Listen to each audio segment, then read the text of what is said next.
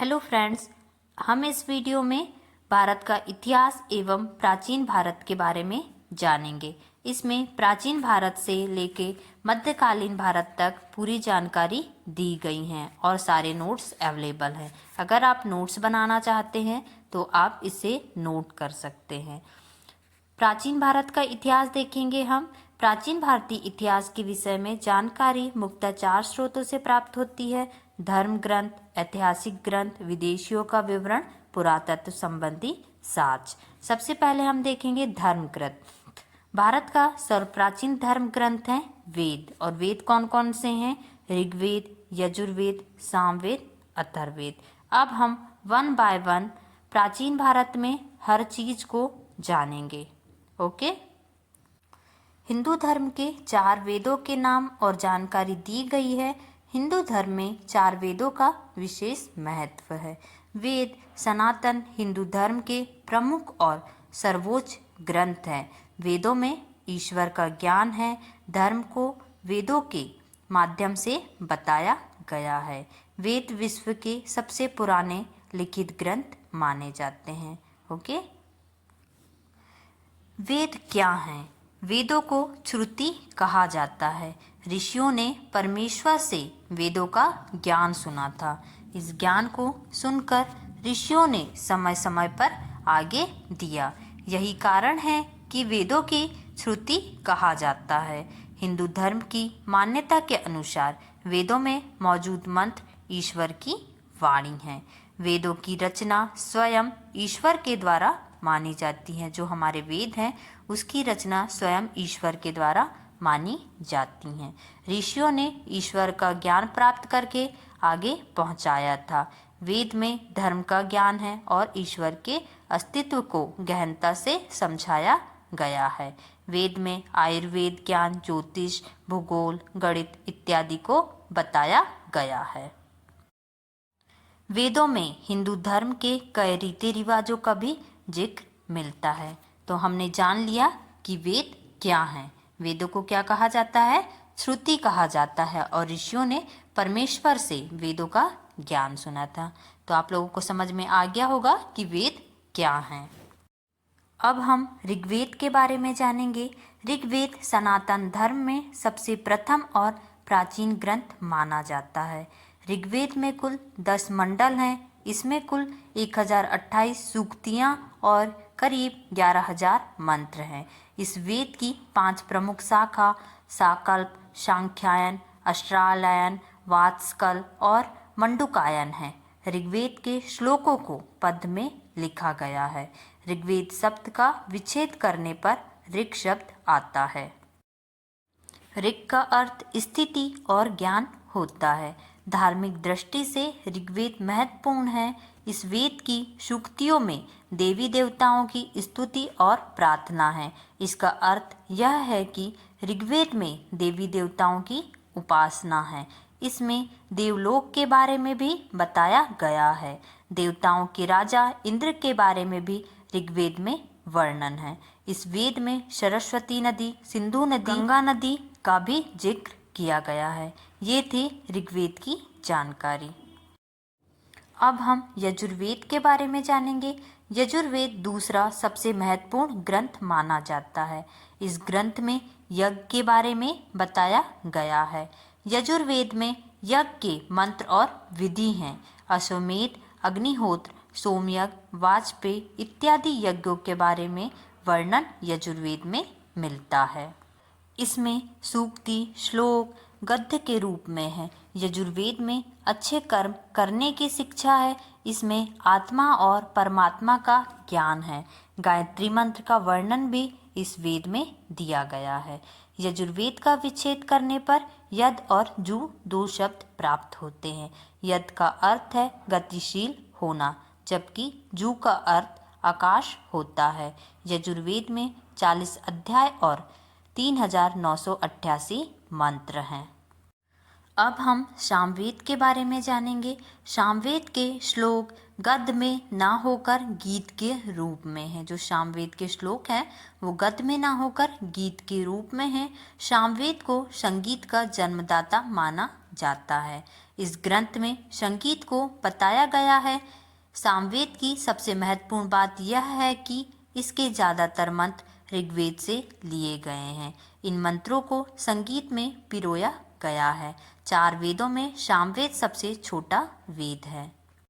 सामवेद का विच्छेद करने पर साम शब्द प्राप्त होता है। साम का अर्थ संगीत या रूपांतरण होता है। सामवेद में वीणा, नादी जैसे वाद्य यंत्रों का भी जिक्र है।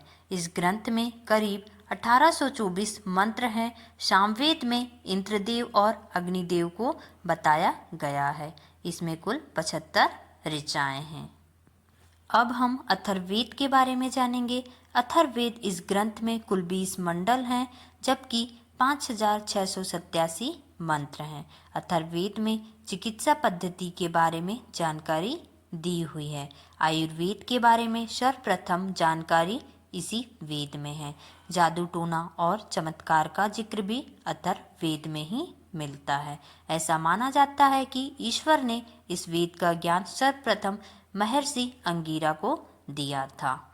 अथर्ववेद शब्द का विच्छेद करने पर थर्व और अथर्व शब्द प्राप्त होते हैं। इसमें थर्व का अर्थ कंपन होना है, जबकि अथर्व का अर्थ अकंपन होता है। ये थी वेदों की जानकारी। अब हम प्रागैतिहासिक काल के बारे में जानेंगे। जिस काल में मनुष्य ने घटनाओं का कोई लिखित विवरण या जानकारी नहीं दी, उसे प्रागैतिहासिक काल कहते हैं। प्रागैतिहासिक काल को प्रस्तर युग भी कहते हैं। प्रागैतिहासिक काल का अर्थ इतिहास से पूर्व का युग है। इस समय के इतिहास की जानकारी लिखित रूप में प्राप्त नहीं हुई है, लेकिन मानव विकास के उस काल को इतिहास कहा जाता है जिसका विवरण या जानकारी लिखित रूप में उपलब्ध है। मनुष्य की कहानी आज से लगभग 10 लाख वर्ष पूर्व प्रारंभ होती है, पर ज्ञानी मानव होमो स्पीसियस ने इस धरती पर प्रवेश आज से करीब 30 या 40 हजार वर्ष पहले ही हुआ था। जो ज्ञानी मानव होमो स्पीसियस हैं, उनका प्रवेश इस धरती पर आज से करीब 30 या 40 वर्ष पहले ही हुआ था। पूर्व पाषाण युग के मानव की जीविका का मुख्य आधार था शिकार। आग का आविष्कार पुरा पाषाण काल में हुआ एवं पहिए का नव पाषाण काल में हुआ था। मनुष्य ने सर्वप्रथम तांबा धातु का प्रयोग किया तथा उसके द्वारा बनाए जाने वाला प्रथम औजार कुल्हाड़ी था। कृषि का आविष्कार नवपाषाण काल में हुआ था। कृषि का पहला उदाहरण मेहरगढ़ से प्राप्त हुआ है। रॉबर्ट ब्रुश फुट पहले व्यक्ति थे जिन्होंने 1863 ईस्वी में भारत में पूरा पाषाण कालीन औजार की खोज की। भारत में मनुष्य संबंधी सबसे पहला प्रमाण नर्मदा घाटी से मिलता है। अब हम देखेंगे संस्कृति और बर्तन। मालवा में काला तथा लाल बर्तन था। बुर्जहोम में धूसर बर्तन थे। जोखे में लाल बर्तन थे। दक्षिणी नवपाषाण में चमकीला धूसर बर्तन था। पूर्वी नवपाषाण में भूरा लाल बर्तन था। ओके, आगे अब हम सिंधु सभ्यता के बारे में जानेंगे। सिंधु सभ्यता की खोज राय बहादुर दयाराम साहनी ने की थी। सिंधु सभ्यता को प्रागैतिहासिक अथवा काश युग में रखा जा सकता है। इस सभ्यता के मुख्य निवासी द्रविड़ एवं भूमध्य सागरीय थे। सिंधु सभ्यता या सैंधव सभ्यता नगरीय सभ्यता थी। सैंधव सभ्यता से प्राप्त परिपक्व अवस्था वाले स्थलों में केवल 6 को ही बड़े नगर की संज्ञा दी गई है। ये निम्न है, कौन कौन से हैं देखेंगे। मोहनजोदड़ो, हड़प्पा, गढ़वारीवाला, धौलीवीरा, राखीगढ़ी, कालीबंगन। स्वतंत्रता प्राप्ति पश्चात हड़प्पा संस्कृति के सर्वाधिक स्थल गुजरात में खोजे गए हैं। लोथल एवं सूतकोदा सिंधु सभ्यता के बंदरगाह था। जुते हुए खेत और नकाशीदार ईंटों के प्रयोग का साक्ष्य कालीबंगन से प्राप्त हुआ है। मोहनजोदड़ो से प्राप्त अन्न या अनाज का कोटा संभवतः सैंधव सभ्यता की सबसे बड़ी इमारत है। अग्निकुंड लोथल एवं कालीबंगन से प्राप्त हुए। मोहनजोदड़ो से प्राप्त एक सील पर 3 मुख वाले देवता पशुपतिनाथ की मूर्ति मिली है। मोहनजोदड़ो से एक सील पर 3 मुख वाले देवता पशुपतिनाथ की मूर्ति मिली है। उनके चारों ओर हाथी, गेंडा, चीता एवं भैंसा विराजमान है। मोहनजोदड़ो से नर्तकी की एक कांस्य मूर्ति मिली है। हड़प्पा की मोहरों पर सबसे अधिक एक श्रृंगी पशु का अंकन मिलता है। जो हड़प्पा की मोहर है उसमें सबसे अधिक एक श्रृंगी पशु का अंकन मिलता है। सिंधु सभ्यता की लिपि भाव चित्रात्मक है। यह लिपि दाई से बाई ओर लिखी जाती है। सिंधु सभ्यता के लोगों ने नगरों तथा घरों के विन्यास जमा कर रखना के लिए ग्रीड पद्धति अपनाई। सिंधु सभ्यता में मुख्य फसल थी गेहूं और जौ। सैंधववासी मिठास के लिए शहद का प्रयोग करते थे। सैंधव सभ्यता के लोग यातायात के लिए 2 पहिए एवं 4 पहियों वाली बैलगाड़ी या भैंसा गाड़ी का उपयोग करते थे। वृक्ष पूजा एवं शिव पूजा के प्रचलन के साक्ष्य भी सिंधु सभ्यता में मिलते हैं। स्वास्तिक चिन्ह संभवतः हड़प्पा सभ्यता की देन है। इस चिन्ह से सूर्योपासना का अनुमान अंदाजा लगाया जाता है। जो स्वास्तिक चिन्ह है वो हड़प्पा सभ्यता की ही देन है। सिंधु घाटी के नगरों में किसी भी मंदिर के अवशेष नहीं मिले हैं। जो नष्ट होने के बाद बचा हुआ भाग होता है वो कहीं भी उसके अवशेष नहीं मिले हैं। सिंधु सभ्यता में मात्र देवी की उपासना सर्वाधिक प्रचलित थी। पशुओं में कुबड़ वाला सांड इस सभ्यता के लोगों के लिए विशेष पूजनीय था। सैंधववासी सूती एवं ऊनी वस्त्रों का प्रयोग करते थे। जो सैंधववासी हैं वो सूती एवं ऊनी वस्त्रों का प्रयोग करते थे। मनोरंजन के लिए सैंधववासी मछली पकड़ना, शिकार करना, पशु पक्षियों को आपस में लड़ाना, चौपड़ एवं पासा खेलना आदि साधनों का प्रयोग करते थे वो मनोरंजन के लिए। सिंधु सभ्यता के लोग काले रंग के डिजाइन किए हुए लाल मिट्टी के बर्तन बनाते थे। सिंधु घाटी के लोग तलवार से परिचित नहीं थे। जो सैंधव सभ्यता के विनाश का संभवतः सबसे प्रभावी कारण था बाढ़। जो सैंधव सभ्यता थी उसमें विनाश का कारण केवल एकमात्र था, वो था बाढ़, सबसे प्रभावी था।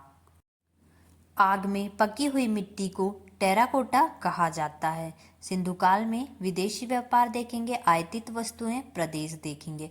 तांबा खेतड़ी बलूचिस्तान ओमान, चांदी अफगानिस्तान ईरान, सोना Karnataka Afghanistan Iran, tin Afghanistan Iran. गौमैत को क्या कहते हैं? अनेक रंग का एक बहुमूल्य रत्न होता है, वो सौराष्ट्र में था।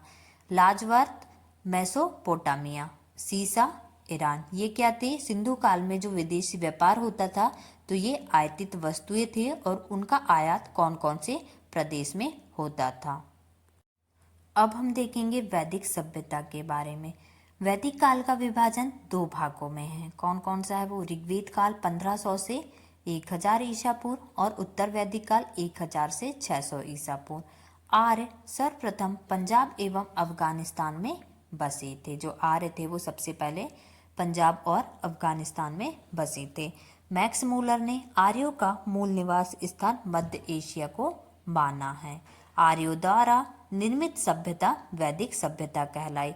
आर्यों के द्वारा निर्मित सभ्यता कौन सी सभ्यता कहलाई? वैदिक सभ्यता कहलाई। आर्यों द्वारा विकसित सभ्यता ग्रामीण सभ्यता थी। आर्यों की भाषा संस्कृत थी। ऋग्वेदिक समाज 4 वर्णों में विभक्त था। ये वर्ण थे कौन कौन से? ब्राह्मण, क्षत्रिय, वैश्य और शूद्र। आर्यों का समाज पितृ प्रधान था।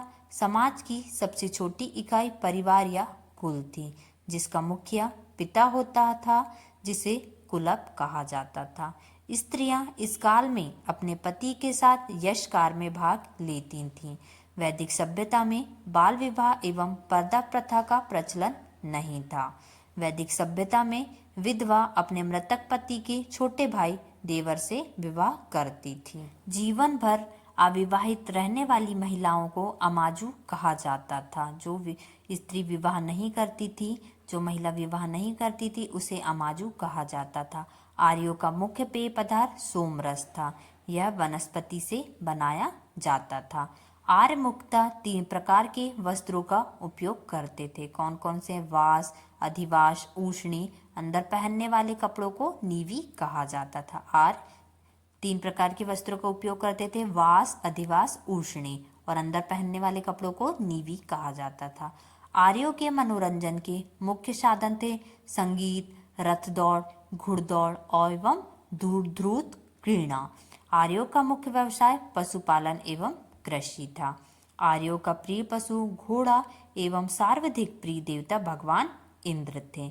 आर्यों द्वारा खोजी गई धातु लोहा थे। सत्यमेव जयते मुंडको उपनिषद से लिया गया है।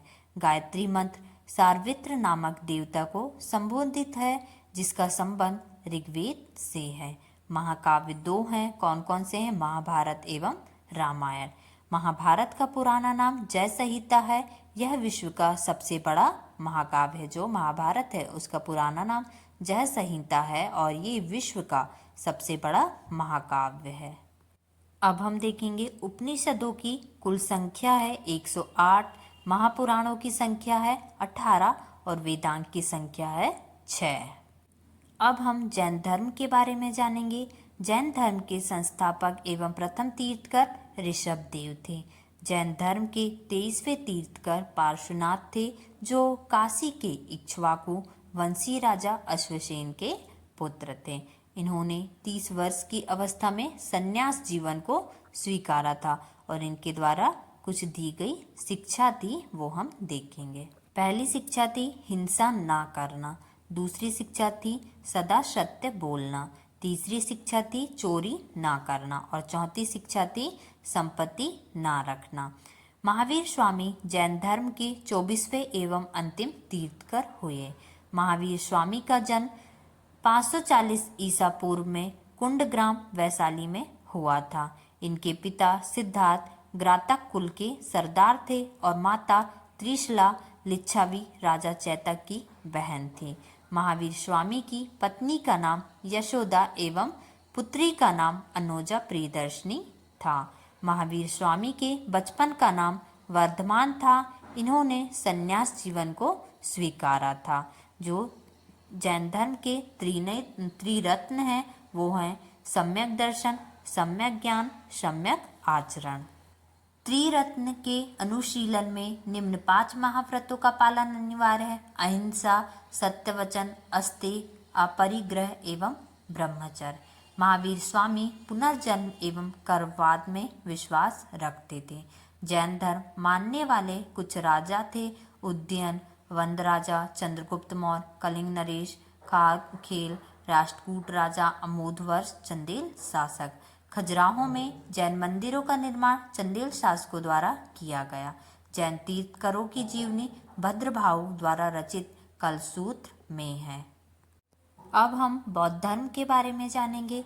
बौद्ध धर्म के संस्थापक गौतम बुद्ध थे। इन्हें एशिया का ज्योतिपुंज लाइट ऑफ एशिया भी कहा जाता है। जो बौद्ध धर्म के संस्थापक गौतम बुद्ध थे, इन्हें लाइट ऑफ एशिया भी कहा जाता है। गौतम बुद्ध का जन्म 563 ईसा पूर्व में कपिलवस्तु के लुम्बिनी नामक स्थान पर हुआ था। गौतम बुद्ध के पिता का नाम क्या था? शुद्धोधन था, जो साक्यगढ़ के मुखिया थे। इनकी माता माया देवी की मृत्यु इनके जन्म के 7वें दिन ही हो गई थी। इनका लालन पालन सौतेली माँ प्रजापति गौतमी ने किया था। गौतम बुद्ध के बचपन का नाम सिद्धार्थ था।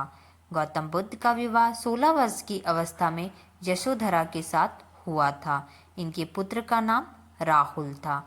सिद्धार्थ जब कपिलवस्तु की सैर पर निकले तो उन्होंने निम्न 4 दृश्यों को क्रमशः देखा: बूढ़ा व्यक्ति, एक बीमार व्यक्ति, शव, एक सन्यासी।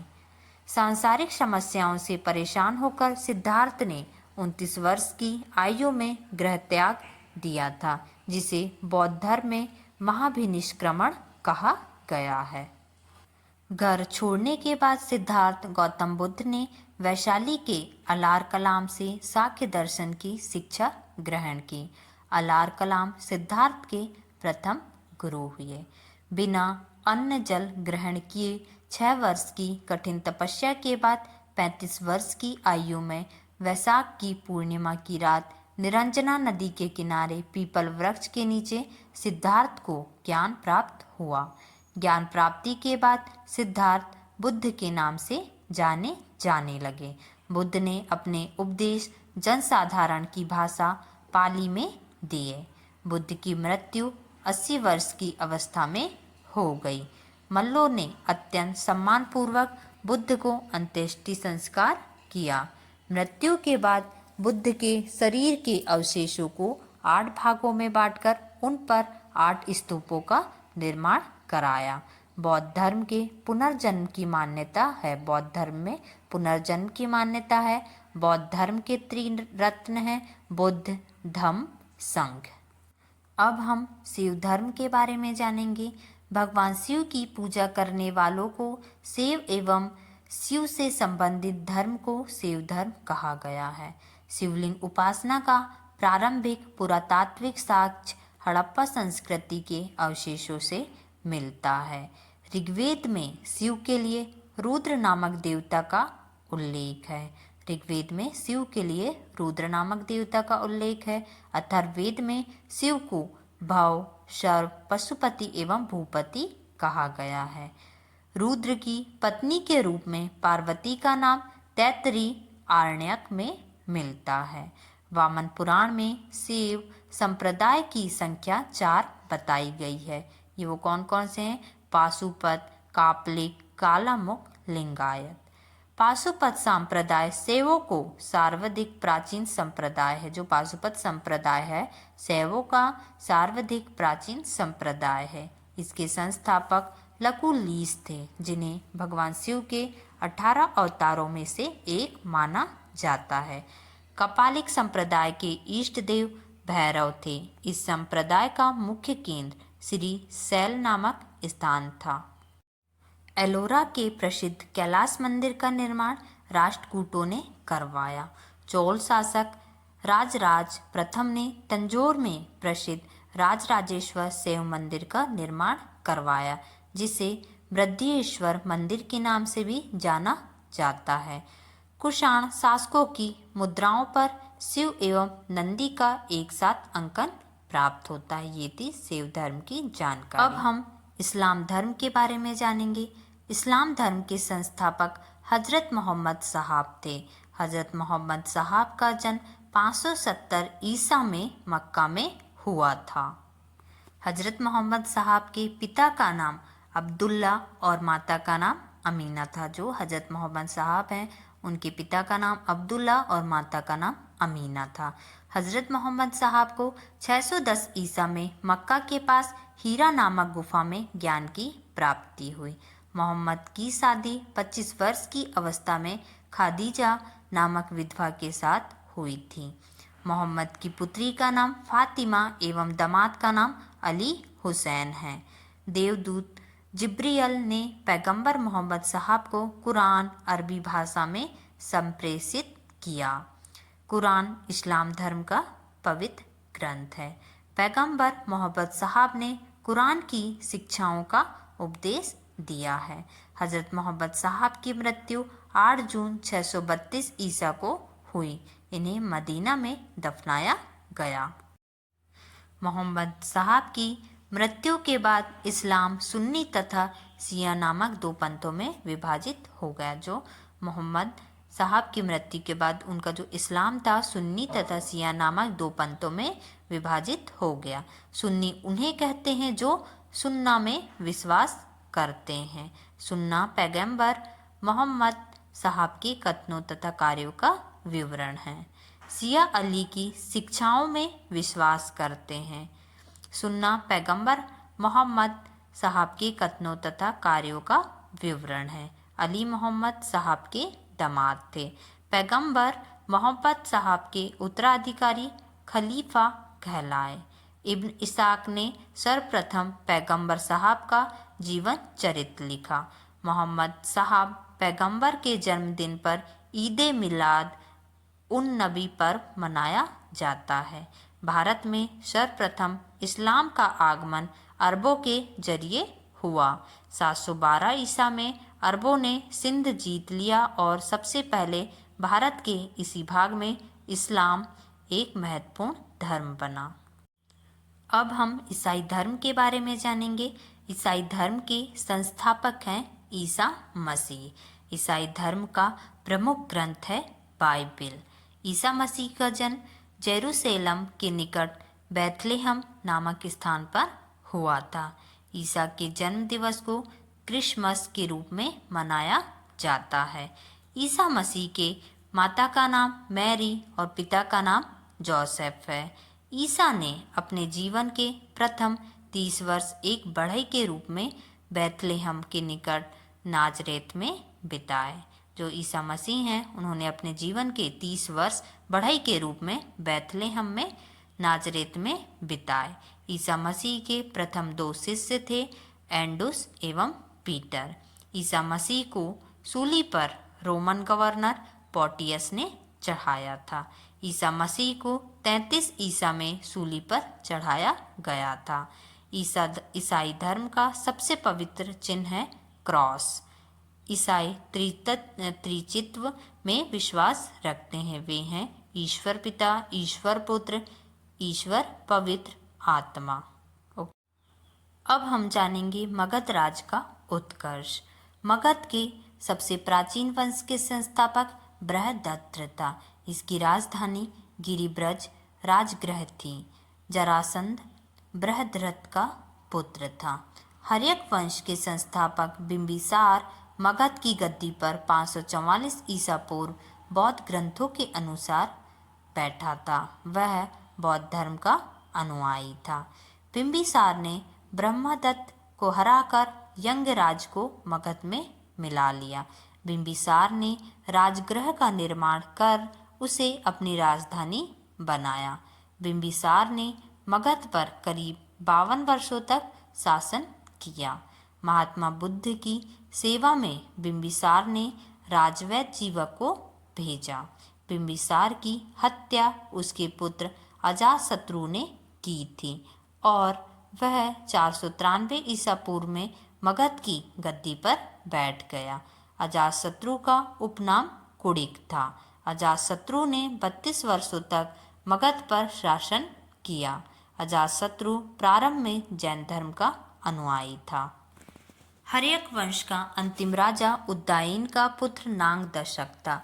ससुनाग ने अपनी राजधानी पाटलिपुत्र से हटाकर वैशाली में स्थापित की थी। शिशुनाग वंश का अंतिम राजा नंदीवर्धन था। नंदवंश का संस्थापक महापद नंद था। नंदवंश का अंतिम शासक घनानंद था। यह सिकंदर का समकालीन था।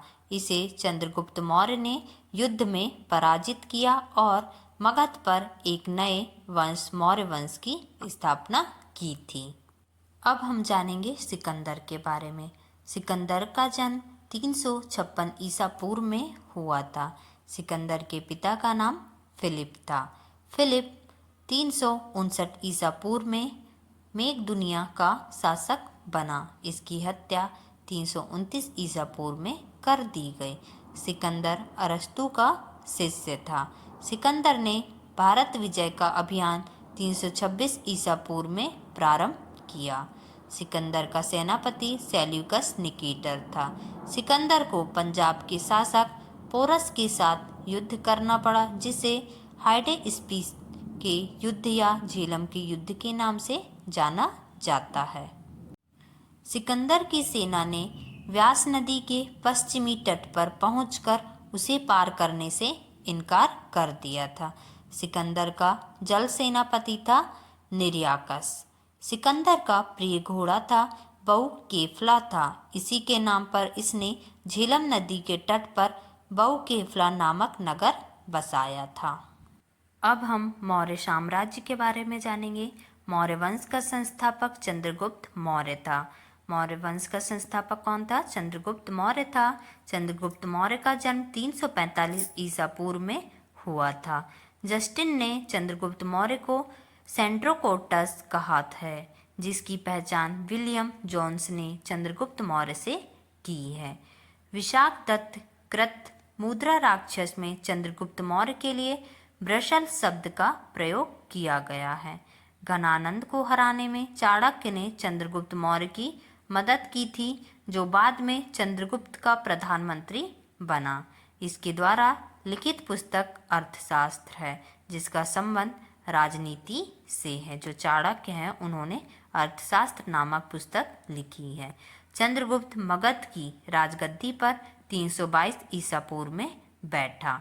चंद्रगुप्त जैन धर्म का अनुयायी था।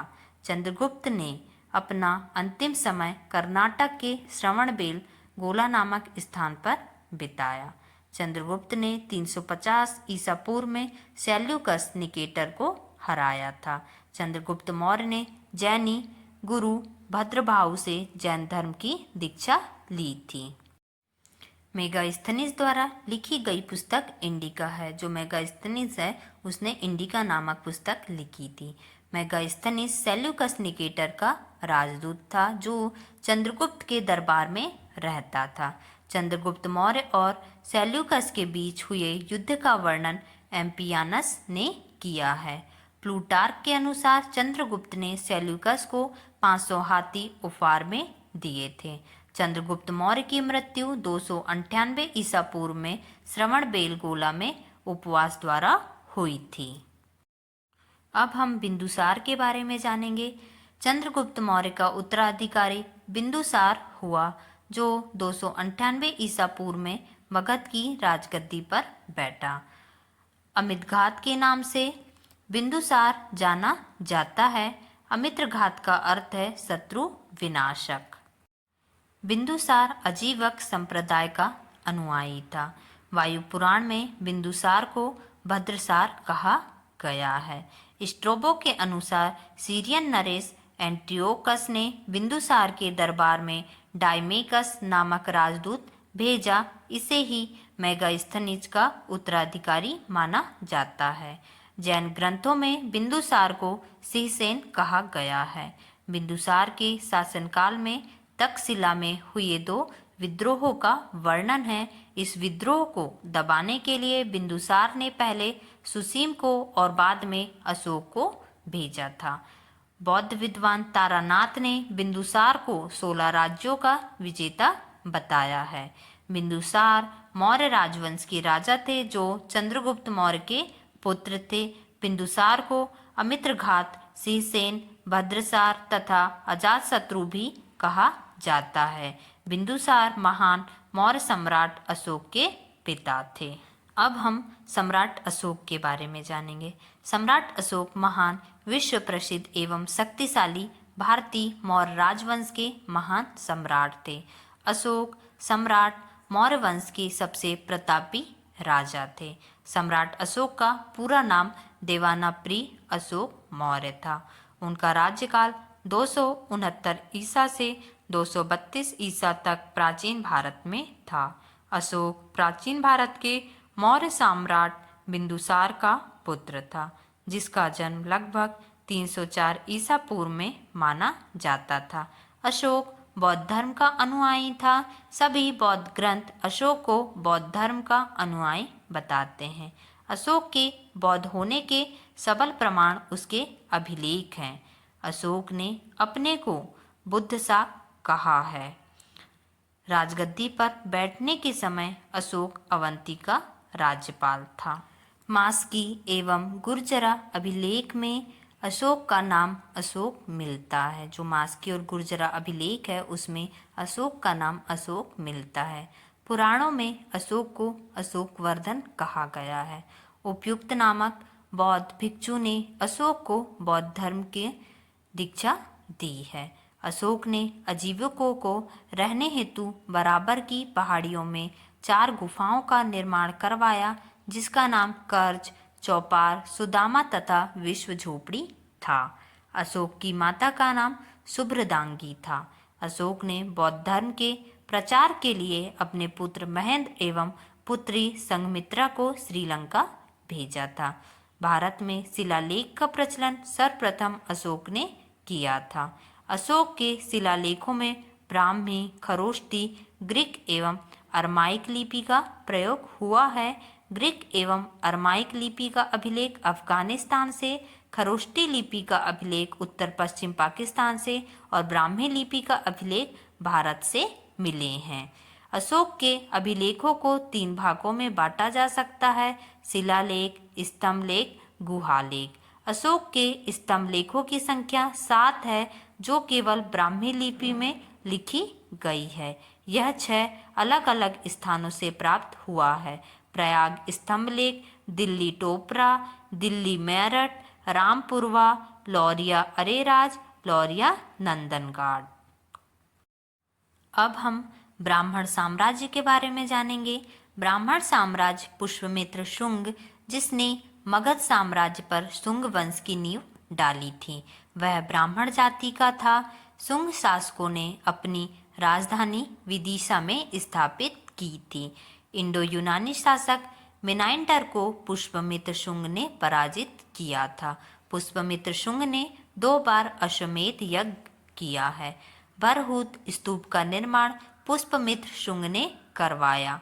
शुंग वंश का अंतिम शासक देवभूति था।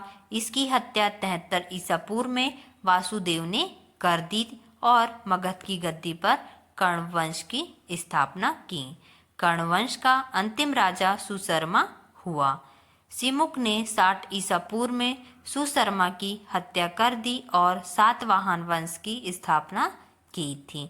सातवाहन वंश के प्रमुख शासक थे सिमुक, सातकर्णी, गौतमीपुत्र सातकर्णी, वृष्टिपुत्र पुलुमावी तथा यज्ञश्री सातकर्णी। सातकर्णी ने 2 अश्वमेध तथा 1 राजसूय यज्ञ किए थे। सातवाहनों की भाषा प्राकृत एवं लिपि ब्राह्मी थी। सातवाहन का समाज मात्र सत्तात्मक था। कर्ण काण्व वंश का संस्थापक वासुदेव थे। सुशर्मा की हत्या सिमुक ने की थी। पुष्यमित्र शुंग ब्राह्मण जाति का था। शुंग वंश का अंतिम शासक देवभूति था। अब हम जानेंगे भारत के यवन राज। भारत पर आक्रमण करने वाले विदेशी आक्रमणकारियों का क्रम। सबसे पहले हैं हिंद यूनानी, शक, पल्लव, कुषाण। तो सबसे पहले हम हिंद यूनानी देखेंगे। सेल्यूकस के द्वारा स्थापित पश्चिमी तथा मध्य एशिया के विशाल साम्राज्य को इसके उत्तराधिकारी एंटिओकस प्रथम ने अछूत बनाया रखा। एंटिओकस द्वितीय के शासनकाल में विद्रोह के फलस्वरूप उसके अनेक प्रांत स्वतंत्र हो गए। बैक्टीरिया के विद्रोह का नेतृत्व डियोडोटस प्रथम ने किया था। बैक्टीरिया पर डियोडोटस प्रथम के साथ इन राजाओं ने क्रमशः शासन किया। डियोडोटस द्वितीय, यूथेडेमस, डेमिटेटस, मिनाइंडर, यूक्रेटाइटस, एंटी आल्किडस तथा हार्मेक्स। भारत पर सबसे पहले आक्रमण बैक्टीरिया के शासक डेमेट्रियस ने किया। इसने 190 ईसा पूर्व में भारत पर आक्रमण कर अफगानिस्तान, पंजाब एवं सिंध के बहुत बड़े भाग पर अधिकार कर लिया। इसने शाकल को अपनी राजधानी बनाई। इसे ही हिंद यूनानी या बैक्ट्रियाई यूनानी कहा गया। हिंद यूनानी शासकों में सबसे अधिक विख्यात मिनाइंडर हुआ। इसकी राजधानी शाकल शिक्षा का प्रमुख केंद्र थी। मिनाइंडर ने नागसेन नागार्जुन से बौद्ध धर्म की दीक्षा ली थी। मिनाइंडर के प्रश्न एवं नागसेन द्वारा दिए गए उत्तर एक पुस्तक के रूप में संग्रहित हैं, जिसका नाम मिलिंद पन्हु अर्थात मिलिंद के प्रश्न या मिलिंद प्रश्न है। हिंद यूनानी भारत के पहले शासक हुए जिनके जारी किए हुए सिक्कों के बारे में निश्चित रूप में कहा जा सकता है कि सिक्के किन किन राजाओं के हैं। भारत के सबसे पहले हिंद यूनानियों ने ही सोने के सिक्के जारी किए। जो भारत के सबसे पहले हिंद यूनानी थे, उन्होंने ही सोने के सिक्के जारी किए। हिंद यूनानी शासकों ने भारत के पश्चिमोत्तर सीमा प्रांत में यूनान की प्राचीन कला चलाई, जिसे हेलेनिस्टिक आर्ट कहते हैं। भारत में गंधार कला इसका उत्तम उदाहरण है। अब हम दूसरे यूनानी देखेंगे, शक। यूनानियों के बाद शक आए। शकों की 5 शाखाएं थी और हर शाखा की राजधानी भारत और अफगानिस्तान में अलग अलग भागों में थी। पहली शाखा में अफगानिस्तान, दूसरी शाखा ने पंजाब, राजधानी तक्षशिला, तीसरी शाखा ने मथुरा, चौथी शाखा ने पश्चिमी भारत एवं 5वीं शाखा ने ऊपरी ढक्कन पर प्रभुत्व स्थापित किया। प्रथम शक राजा मऊ था। शक मूलतः मध्य एशिया के निवासी थे और चारागाह की खोज में भारत आए। शकों का सबसे प्रतापी शासक रुद्रदामन था, जिसका शासन 130 से 150 ईसा गुजरात के बड़े भाग पर था। रुद्रदामन संस्कृत का बड़ा प्रेमी था। भारत में शक राजा अपने को क्षपत्र कहते थे। रामायण एवं महाभारत में शक बस्तियों को कंबोजों और यवनों के साथ रखा गया। अब हम कुषाण के बारे में जानेंगे। पल्लव के बाद कुषाण आए, जो युचि एवं तोखरी भी कहलाते हैं। इनका मूल निवास स्थान चीन की सीमा पर स्थित चीनी तुर्किस्तान था। युचि नामक एक कबीला 5 कुलों में बंट गया था। उन्हीं में से एक कुल के थे कुषाण। कुषाण वंश के संस्थापक कुजुल कटफेसेस था। इस वंश का सबसे प्रतापी राजा कनिष्क था। बौद्ध धर्म की चौथी बौद्ध संगीति कनिष्क के शासनकाल में कुंडलवन कश्मीर में प्रसिद्ध बौद्ध विद्वान वसुमित्र की अध्यक्षता में हुई। कनिष्क का राजवैद्य आयुर्वेद का विख्यात विद्वान चरक था, जिसने चरक संहिता की रचना की है। कनिष्क बौद्ध धर्म के महायान संप्रदाय का अनुयायी था। आरंभिक कुषाण शासकों ने भारी संख्या में स्वर्ण मुद्राएं जारी की, जिसकी शुद्धता गुप्त काल की स्वर्ण मुद्राओं से उत्कृष्ट है। जो कुषाण शासकों ने भारी संख्या में स्वर्ण मुद्राएं जारी की और जिसकी शुद्धता गुप्त काल की स्वर्ण मुद्राओं से उत्कृष्ट है। महाविभास सूत्र के रचनाकार वसुमित्र हैं। इसे ही बौद्ध धर्म का विश्वकोश कहा जाता है। कनिष्क के राजकवि अश्वघोष ने बौद्धों का रामायण बुद्धचरित की रचना की। कनिष्क के राजकवि वसुमित्र, पार्श्व, नंगार्जुन, महाचेत और संघरक्ष भी कनिष्क के दरबार की विभूति थे। भारत का आइंस्टीन नंगार्जुन को कहा जाता है। भारत का आइंस्टीन किसे कहा जाता है? नंगार्जुन को कहा जाता है। इनकी पुस्तक माध्यमिक सूत्र में नंगार्जुन ने सापेक्षता का सिद्धांत प्रस्तुत किया है। कनिष्क की मृत्यु 102 ईसा में हो गई। कुषाण वंश का अंतिम शासक वासुदेव था। गंधार शैली एवं मथुरा शैली का विकास कनिष्क के शासनकाल में हुआ था। रेशम मार्ग पर नियंत्रण रखने वाले शासकों में सबसे प्रसिद्ध कुषाण थे। रेशम बनाने की तकनीक का आविष्कार सबसे पहले चीन में हुआ था। अब हम गुप्त साम्राज्य के बारे में जानेंगे। गुप्त साम्राज्य एक प्राचीन भारतीय साम्राज्य था। साम्राज्य के शासन वंश की स्थापना राजा श्री गुप्त ने की थी। राजवंश के सबसे उल्लेखनीय शासक चंद्रगुप्त प्रथम, समुद्रगुप्त और चंद्रगुप्त द्वितीय थे, जिन्हें विक्रमादित्य के नाम से जाना जाता है। गुप्त काल को स्वर्ण युग, क्लासिकल युग एवं पेरिक्लिन युग कहा जाता है। गुप्त काल को संस्कृत साहित्य का स्वर्ण युग माना जाता है। गुप्त साम्राज्य का उदय 3री शताब्दी के अंत में प्रयाग के निकट कौशाम्बी में हुआ। गुप्त वंश का संस्थापक श्रीगुप्त था। श्रीगुप्त का उत्तराधिकारी घटोत्कच हुआ। गुप्त वंश का प्रथम महान सम्राट चंद्रगुप्त प्रथम था। यह 320 ईसा में गद्दी पर बैठा। इसने लिच्छावी राजकुमारी कुमार देवी से विवाह किया था। इसने महाराजाधिकारी की उपाधि धारण की। गुप्त संवत 319 से 320 ईसा की शुरुआत चंद्रगुप्त प्रथम ने की। चंद्रगुप्त प्रथम का उत्तराधिकारी समुद्रगुप्त हुआ, जो 335 ईसा में राजगद्दी पर बैठा। इसने आर्यव्रत के 9वें शासकों और दक्षिणाव्रत के 12 शासकों को पराजित किया। इन्हीं विजयों के कारण इसे भारत का नेपोलियन भी कहा जाता है। किसे भारत का नेपोलियन कहा जाता है? समुद्रगुप्त को। समुद्रगुप्त विष्णु का उपासक था।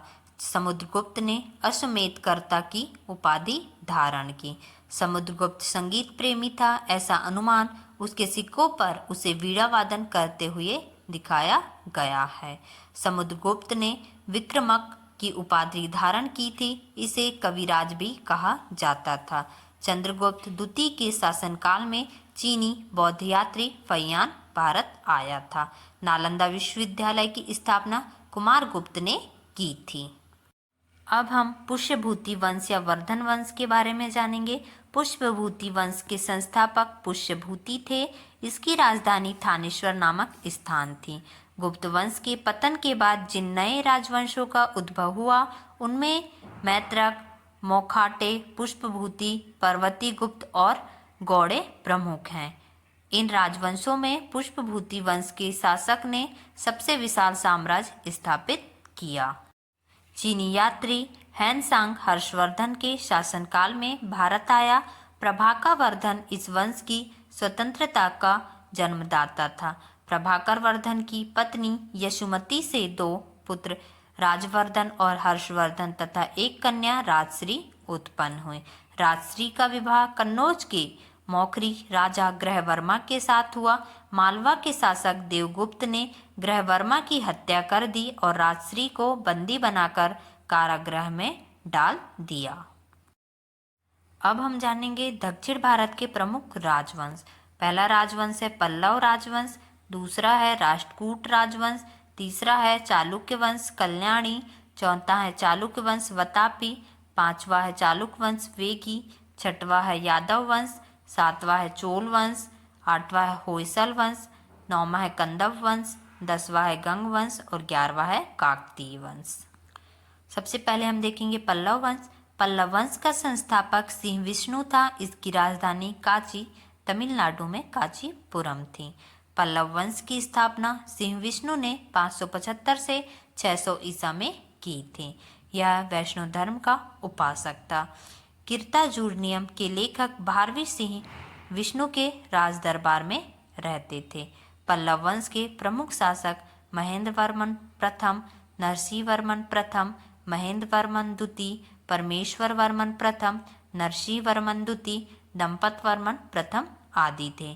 पल्लव वंश का अंतिम शासक अपराजित वर्मन था। कांची के मुक्तेश्वर मंदिर तथा बैकुंठ पेरुमाल का निर्माण नंदी वर्मन द्वितीय ने कराया। महाबलीपुरम के एकाश मंदिर जिसे रथ कहा गया है उसका निर्माण पल्लव राजा नरसिंह वर्मन प्रथम के द्वारा करवाया गया था। अब हम देखेंगे राष्ट्रकूट वंश। राष्ट्रकूट राजवंश का संस्थापक दंतीदुर्ग था। दंतीदुर्ग ने 752 ईसा में राष्ट्रकूट राजवंश की स्थापना की। इसकी राजधानी मनफेरिया मानेखेड़ थी। राष्ट्रकूट वंश के प्रमुख शासक थे कृष्ण प्रथम, ध्रुव, गोविंद तृतीय, अमोधवर्ष, कृष्ण द्वितीय, इंद्र तृतीय एवं कृष्ण तृतीय। ध्रुव राष्ट्रकूट वंश का पहला शासक था। ध्रुव को धारावर्ष भी कहा जाता था। अमोधवर्ष जैन धर्म का अनुयायी था। इसने कन्नड़ में कविराज मार्ग की रचना की। राष्ट्रकूट वंश का अंतिम महान शासक कृष्ण तृतीय था। इसी के दरबार में कन्नड़ भाषा के कवि पौन रहते थे जिन्होंने शांति पुराण की रचना की। राष्ट्रकूट शैव, वैष्णव, शाक्त संप्रदायों के साथ साथ जैन धर्म के भी उपासक थे। ये थी राष्ट्रकूट वंश के बारे में। अब हम देखेंगे नेक्स्ट चालुक्य वंश जो कल्याणी। चालुक्य वंश कल्याणी की स्थापना तैलप द्वितीय ने की थी। तैलप द्वितीय ने अपनी राजधानी मानेखेड़ में स्थापित की। चालुक्य वंश कल्याणी के शासक सोमेश्वर ने मानेखेड़ से हटाकर राजधानी कल्याणी कर्नाटक को बनाया। इस वंश का सबसे प्रतापी शासक विक्रमादित्य चतुर्थ था। विल्हड़ एवं विज्ञानेश्वर विक्रमादित्य चतुर्थ के दरबार में ही रहते थे। मिताक्षरा नामक ग्रंथ की रचना महान विधिवेत्ता विज्ञानेश्वर ने की थी। विक्रम देवचरित की रचना विल्हड़ ने की थी। चालुक्य वंश कल्याणी के प्रमुख शासक हैं तैलप प्रथम, तैलप द्वितीय, विक्रमादित्य, जयसिंह, सोमेश्वर, सोमेश्वर द्वितीय, विक्रमादित्य चतुर्थ, सोमेश्वर तृतीय, तैलप तृतीय। ये है चालुक्य वंश। अब देखेंगे हम चालुक्य वंश वतापी। जयसिंह ने वतापी के चालुक्य वंश की स्थापना की जिसकी राजधानी वतापी थी। चालुक्य वंश वतापी के प्रमुख शासक पुलकेशिन प्रथम, कीर्तिवर्मन, पुलकेशिन द्वितीय, विक्रमादित्य, विनयादित्य एवं विजयादित्य। कीर्तिवर्मन को वतापी का निर्माता माना जाता है। पुलकेशिन द्वितीय ने दक्षिणोपथेश्वर की उपाधि धारण की। पुलकेशिन द्वितीय के विषय में ऐतिहासिक विवरण ऐहिहोल प्रशास्ति अभिलेख से प्राप्त होते हैं। पुलकेशिन द्वितीय के द्वारा जिनेंद्र के मोगली मंदिर का निर्माण कराया गया। ऐहोल को मंदिरों का शहर कहा जाता है। इस वंश का अंतिम राजा कीर्तिवर्मन द्वितीय था। ऐहोल अभिलेख का संबंध पुलकेशिन द्वितीय से है। पुलकेशिन द्वितीय ने हर्षवर्धन को हराकर परमेश्वर की उपाधि धारण की थी। ऐहोल अभिलेख का संबंध पुलकेशिन द्वितीय से है। अब हम देखेंगे चालुक्य वंश वेगी। चालुक्य वंश वेगी के संस्थापक विष्णुवर्धन था। ओके, जो चालुक्य वंश है वेगी के संस्थापक कौन थे? विष्णुवर्धन था। इसकी राजधानी वेगी आंध्र प्रदेश में थी। और इसकी राजधानी कहाँ है? वेगी आंध्र प्रदेश में थी। इस वंश के प्रमुख शासक थे जय सिंह प्रथम, इंद्रवर्मन, विष्णुवर्धन द्वितीय, जय सिंह द्वितीय एवं विष्णुवर्धन तृतीय। इस वंश के सबसे प्रतापी राजा विजयादित्य तृतीय था, जिसका सेनापति पंडरंग था। ये थे चालुक्य वंश। अब हम देखेंगे चोल वंश। चोल वंश का प्रारंभिक इतिहास संगम युग से प्रारंभ होता है। चोल वंश के संस्थापक विजयालय थे।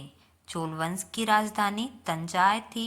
विजयालय ने नरकेश्वरी की उपाधि धारण की और निशुंभ सूदनी देवी का मंदिर बनवाया। चोलों का स्वतंत्र राज आदित्य प्रथम ने स्थापित किया।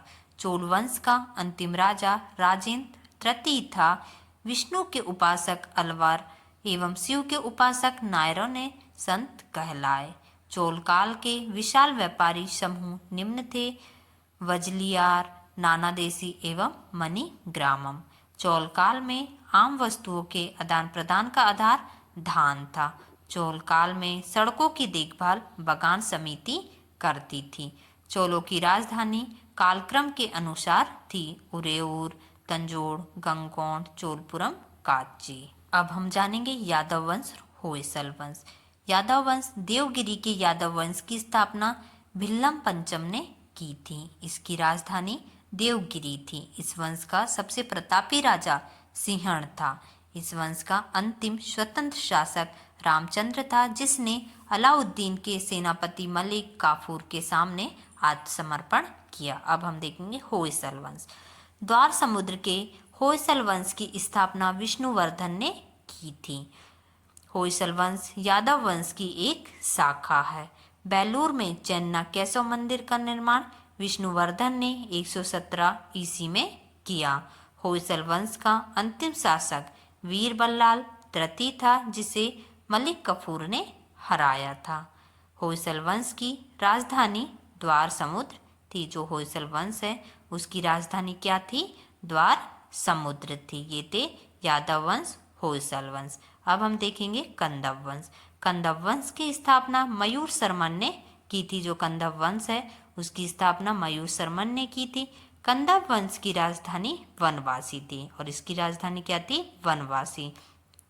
अनुश्रुतियों के अनुसार मयूर शर्मन ने 18 अश्वमेध यज्ञ किए थे। अनुश्रुतियों के अनुसार मयूर शर्मन ने 18 अश्वमेध यज्ञ किए। कंदव राजा मयूर शर्मन ने ब्राह्मणों को असंख्य गांव दान में दिए। कंदवों ने जैनों को भी भूमि दान दिया, पर उनका ब्राह्मणों की ओर अधिक झुके हुए थे। जो कंदव वंश के लोग थे उन्होंने जैनों को भी भूमि दान दिया, लेकिन वो अपने ब्राह्मणों की ओर अधिक झुके हुए थे। कंदवों ने अपनी राजधानी कर्नाटक के उत्तरी केनरा जिले में वैजंतीय वनवासी बनाई थी। ओके, कंदव वंश था ये। अब हम देखेंगे गंग वंश। गंग वंश का संस्थापक ब्रजहस्त पंचम था। जो गंग वंश का संस्थापक है वो है ब्रजहस्त पंचम था।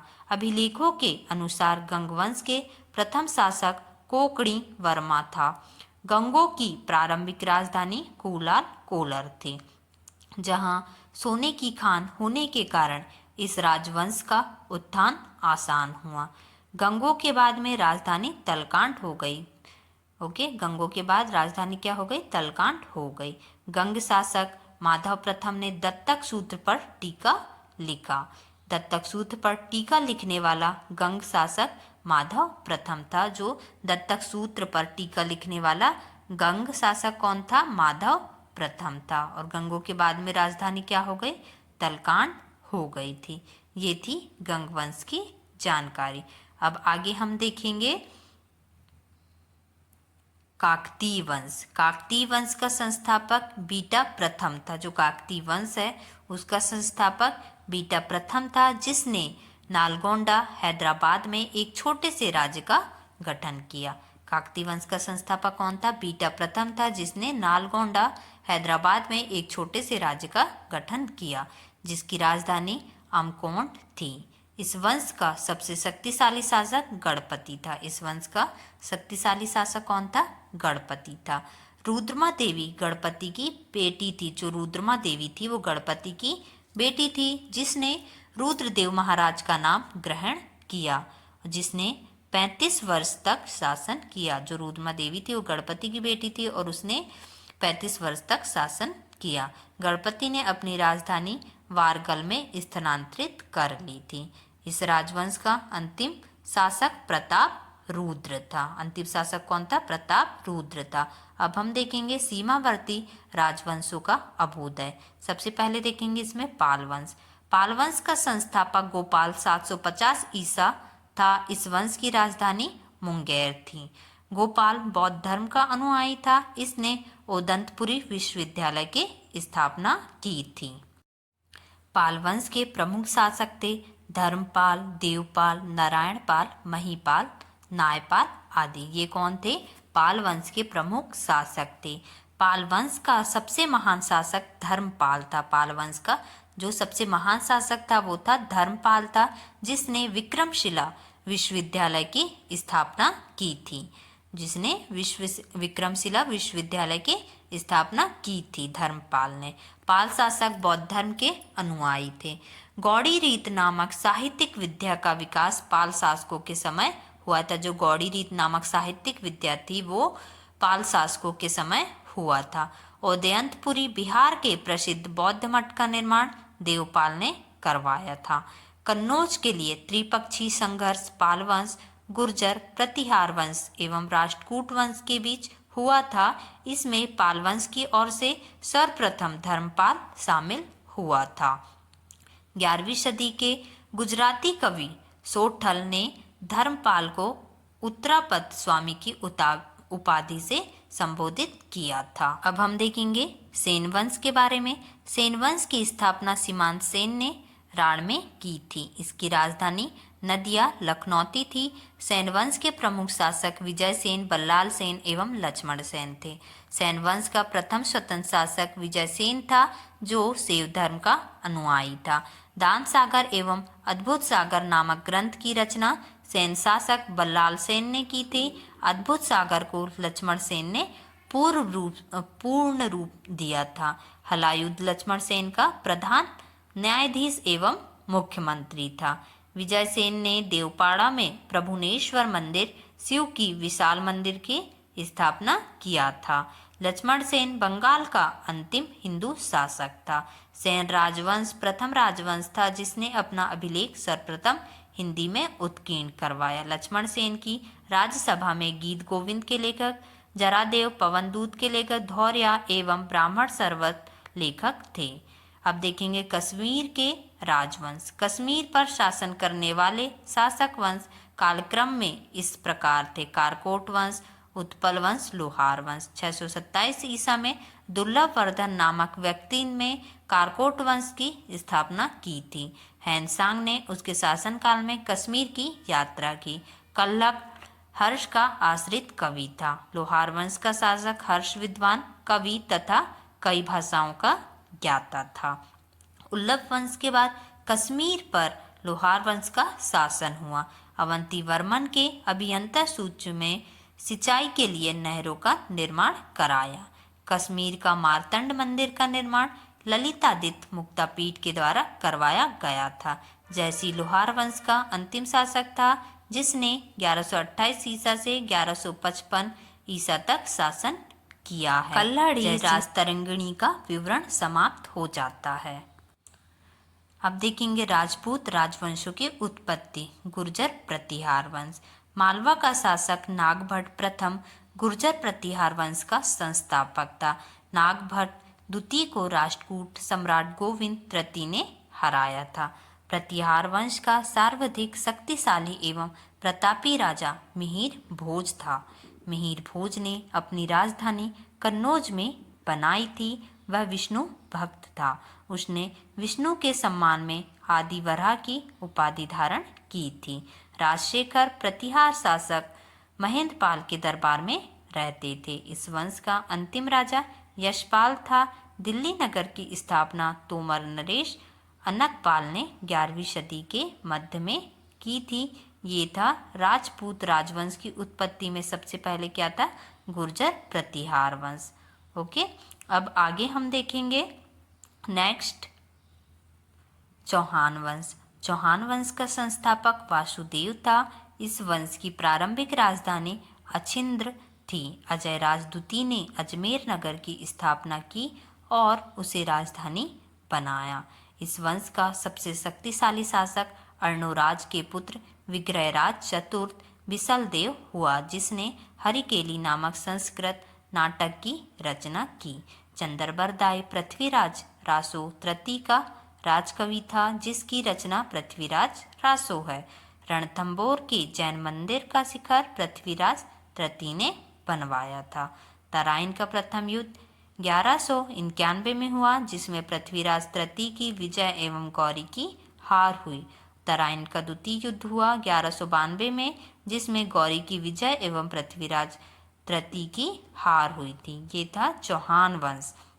अब हम आगे देखेंगे चौहान वंश के बाद परमार वंश। परमार वंश का संस्थापक उपेंद्र राज था। इसकी राजधानी धारा नगरी थी।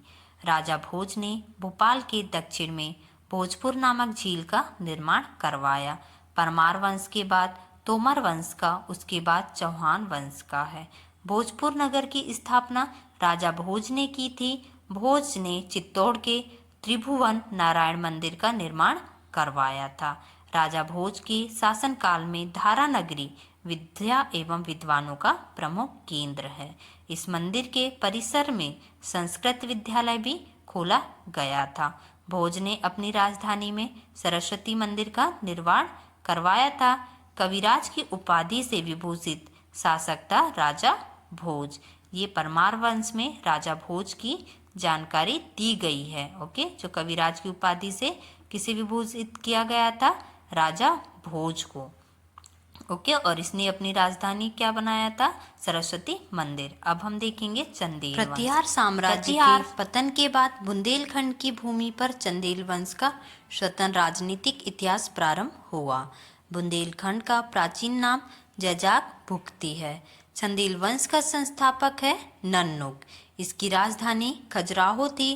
प्रारंभ में इसकी राजधानी कलिंजर मोहबो थी। राजा धंग ने अपनी राजधानी कलिंजर से खजुराहो में स्थानांतरित की थी।